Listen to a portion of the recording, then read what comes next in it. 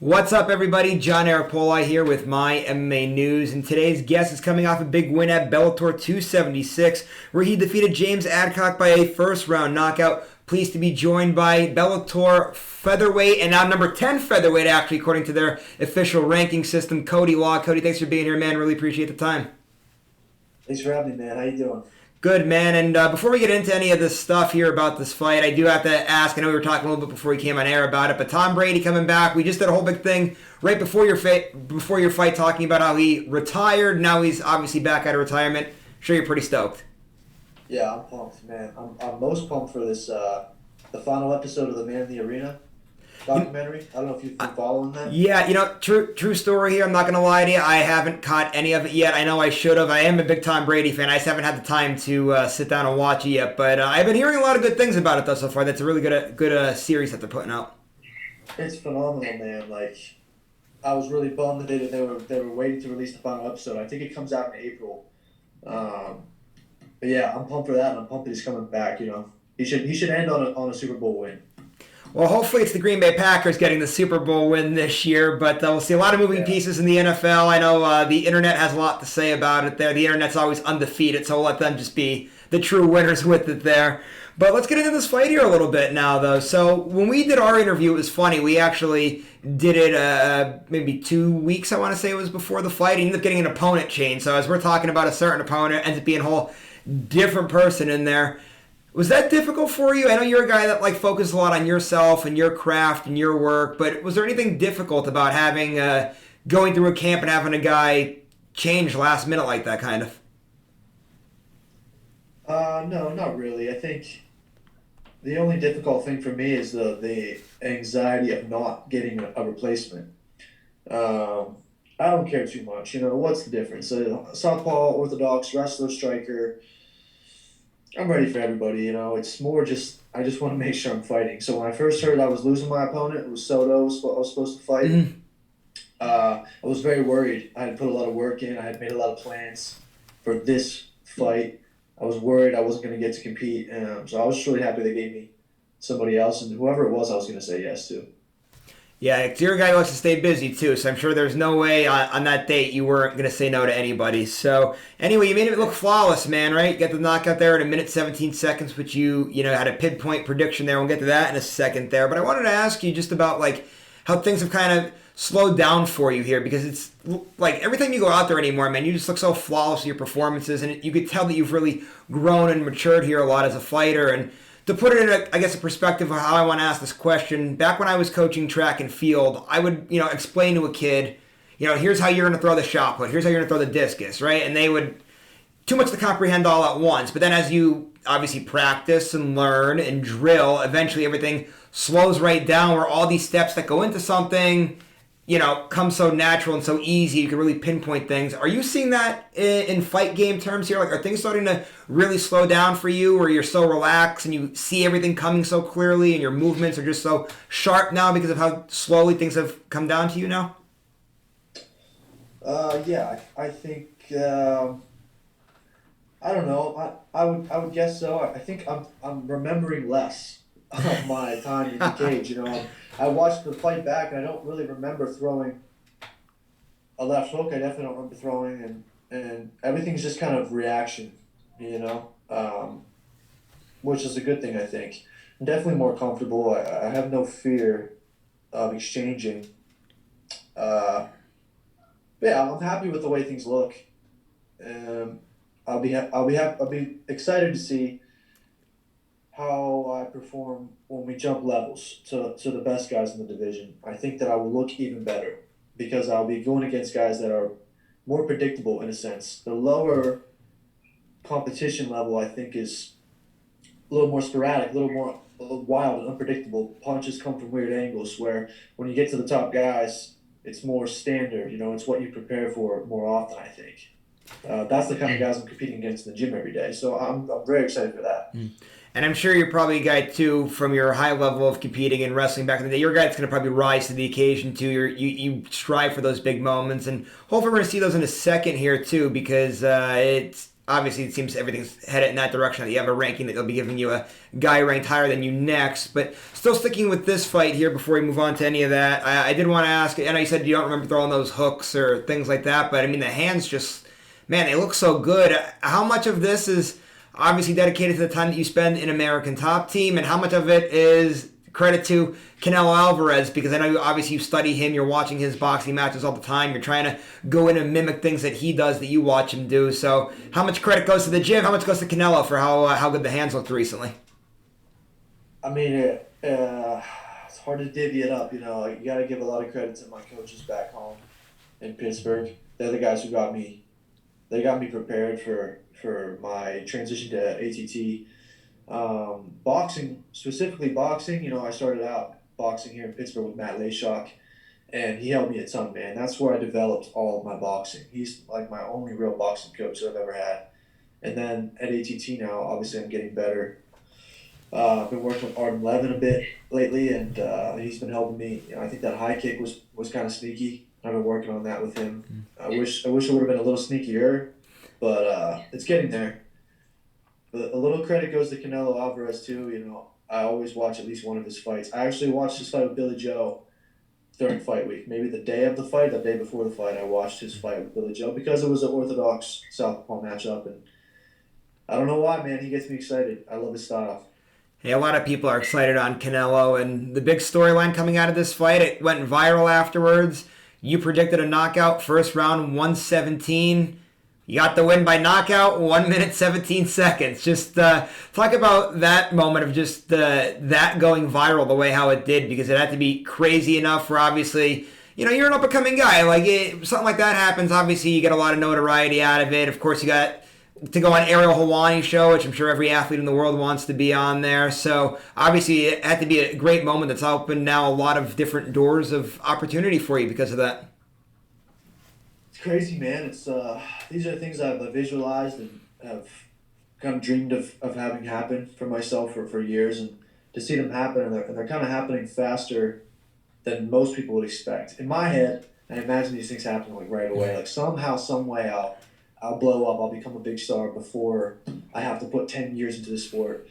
But you never know how. Like, how's it going to happen? What's it going to take? And maybe this is the moment. You know, something as simple as writing down, you know, positive affirmation like I do all the time. And I didn't expect it to blow up. I didn't even think about it really. I knew that I had done it, but I wasn't like, oh, this is gonna be a big story. And then always after a fight, you reach into your bag and grab your phone, and you can't even get through everything. There's so many notifications. But I noticed a tweet from Ariel Helwani, and I was like, oh my God, what is this? And then I realized how big of a deal it was going to be. It's been cool, man. I'm excited. How many guys with only 6 fights have gone on Ariel Helwani? I don't know. Yeah, I can tell you right now, it's not a lot, because usually I can tell you from my end of the business, I'm talking to the guys that are 6-0, and then once they get the big platform and get big, usually they go on to Ariel's show, and a lot of times leave me in the dust. But I know we don't have that relationship. You'll never do that to me. I know that much. I'll never do that, man. I appreciate the people who cared about me from the beginning. You know, you're one of those guys, and that's kind of my personality type too. I like to be loyal to the people who believed in me before everybody else did. Yeah, well, I've been telling everybody, Cody, since the beginning that you're going to be a future champion one day, and you know, just so you know, like I plan on, if I ever make it big in this, I mean, we're going to be doing this for a long time, man. So I'm looking forward to seeing where all of that goes. And we know that a title shot will be in the picture at some point in your career here, and hopefully it happens sooner than later, because you did crack those Bellator rankings. Were you shocked at that when you saw that there? Because I knew obviously you have a lot of talent. We've been talking now for months about how, you know, are you going to get a bigger guy, a ranked guy here because of how good you've looked? And now it seems like that has to be on the horizon, because obviously now after just having 6 fights and looking so good, Bellator decided to give you the number 10 spot in the division. So obviously we'll start with how excited you were when you woke up and saw that there. It was cool, you know. I was surprised. I saw somebody else posted their ranking, and I was actually sitting with one of the guys from first round. He came out to my house to do a little filming, and we were just kind of bullshitting. And I told him all the rankings are out. Like, I'm gonna check these out. I said, I'm sure I'm not ranked. And then when I checked it, and I was like, holy shit, dude, look at this. And I was surprised, but it's cool. It's my first time ever being ranked in the world, so that's cool. But it doesn't make me satisfied. You know, I feel like, if anything, more motivated. Like I need to get better. Mm. You know, because now we're talking top 10 in the world. I have to be better than I am right now. Well, obviously, we know that the talent's all there. And do you think that the next move is a guy ranked higher? Because obviously, and like the UFC, for example, a lot of times where I talk to a lot of fighters where it's their step one of their accomplishments. They want to crack the ranking. As soon as they crack it, they get somebody who's not even ranked yet. Do you think Bellator is going to work? And a guy that likes to stay active too, like yourself. Do you think they're going to give you a bigger named opponent here, ranked higher than you? It could be decently a quick turnaround since you like to stay so active. I don't know who it'll be next. I don't really care. I care more about being active right now because I'm still so young in my career, and I was doing the math. I've only really had 2 fights worth of time in the cage so far, um, which is not a lot of time, you know. So I'm not complaining one way or the other. Um, what's it really matter? You know, it could be another guy who's not ranked. It could be two more guys who's not ranked, and then the next fight could be the fifth ranked guy and the first ranked guy, and I'm fighting for the belt. Or I could fight number 10, number 8, number 6, number 4. You know what I mean? It could take longer to get to the belt doing that way than it would be otherwise. So I'll let them decide. I don't really care about that too much. Yeah. Well, the sky's the limit there. So obviously, we're looking forward to seeing this journey now that you're ranked here. But I do want to now shift gears to some things outside the cage. When we did our interview before the fight, you were talking about how you were excited because the Division II National Championships were going to be held out in St. Louis. Of course, your fight was in St. Louis. You wanted to go and meet up with a lot of the Pitt Johnstown people there. Did you get a chance to meet up with everybody and see them? Get to check out any of the Division II Nationals at all? What was the experience like with all that? No, unfortunately, I didn't get to see anybody. I think the first day of the tournament was on Friday, so I'm not allowed to leave. Obviously, I'm stuck in the hotel. And then Saturday, their finals were the same time as my fight. So and then by the time we all finished up, it was late. I had a 6 a.m. flight that I didn't even get on, unfortunately, and they had their stuff going on, so it just didn't work out. But um, I've been catching up with everybody since I got back to Johnstown here. I've seen Coach McCord twice already. I've seen some of the other guys, and so we're making it work. Now that the Pitt Johnstown guys do at Nationals, I saw that your coach was Coach of the Year, so I imagine you guys had a pretty good performance there. How'd the alma mater do at Nationals? Yeah, we did okay. We had a guy who got eighth, I believe, and a guy who got third. You know, it's a tough tournament, man. You could re-wrestle it 10 times and have 10 different champions, 10 different outcomes. But they did okay. You know, they probably overachieved this year, and that's what they do. And Coach McCord is the best. He deserves to be Coach of the Year. And I want to get your thoughts now on the Division One championships too, because they just wrapped up over the weekend. And every time that they're on for that Saturday, I'd rather watch March Madness over March Madness. So I did want to get your thoughts on that tournament. Of course, you have roots to Penn State. You did spend some time there. Penn State, obviously, another great showing. 5 guys make the finals, all 5 wins. Just your thought on Penn State and just the whole tournament as a whole. Yeah, man. They always perform at the end of the year, right? Like even if they're not having the best year, which I don't think that they didn't have a good year or anything like that. I'm just saying. They seem to always shine at the end of the year. They're more prepared and they looked great 5 for 5. I think right. They went 5 for 5 in the finals and team title was locked up before the finals even started. They're fun to watch, man, and the whole tournament in general is just so fun.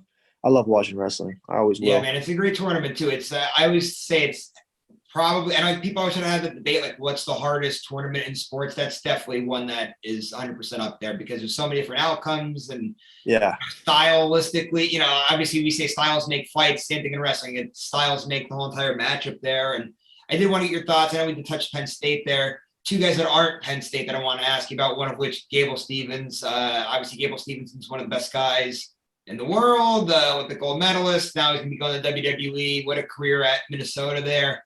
yeah. I'm sure you watched what he did in that tournament. He ran right through everybody there. What a tournament he had to have there. He's special, man. I mean, there's not much to say that hasn't already been said. You know, the guy's special, and I guess that's official. Like he's done wrestling now. He's doing Yeah, so WWE. he signed with the WWE, a while ago before the college wrestling season even happened. Then he decided to come back, and I know he's supposed to be at WrestleMania. When's that? 2 weeks away from WrestleMania is. He's definitely going to be at that. But I think when he did that whole thing where he took his shoes off and threw him into the mat, Yeah. I think that was his official like retirement from wrestling. But yeah, he's 100%. He's going to WWE. That's a done deal there. So do you watch? I never asked you. Are you a pro wrestling fan? Do you get into any of that stuff or no? No, I was when I was young. I believed it was real when I was young. I was actually telling Mike Brown, yeah, we were talking about WWE during fight week, and I was telling him I believed it so wholeheartedly whenever I was young that I still remember.